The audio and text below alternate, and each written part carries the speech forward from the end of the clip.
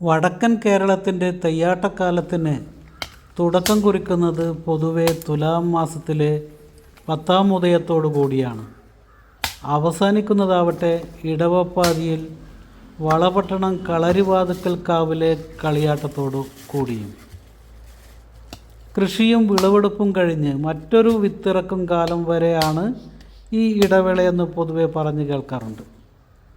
എന്നാൽ കാലഗണന ഏതുമില്ലാതെ ചില തെയ്യക്കോലങ്ങൾ കെട്ടിയാടാറുണ്ട്. പുതിയ ഭഗവതിയും മുത്തപ്പനും നീലിയാർ കോട്ടത്തമ്മയും ഇത്തരത്തിൽ ഇടവേളകളില്ലാതെ കെട്ടിയാടുന്ന തെയ്യക്കോലങ്ങളാണ്. കർക്കിടക മാസത്തിലൊഴികെ എല്ലാ മാസവും നീലിയാർ കോട്ടത്ത് തെയ്യം കെട്ടിയാടാറുണ്ട്.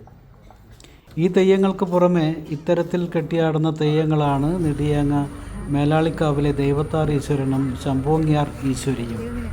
ചിങ്ങം 25-നാണ് ഇവിടുത്തെ കാവിലെ പുത്തരി കലശ ഉത്സവം.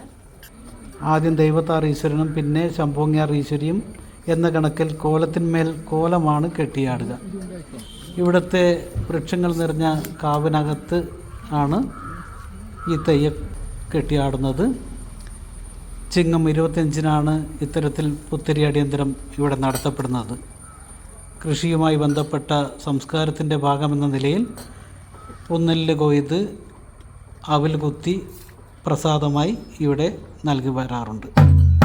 തെയ്യത്തിൻ്റെ തിടങ്ങലാണിത്.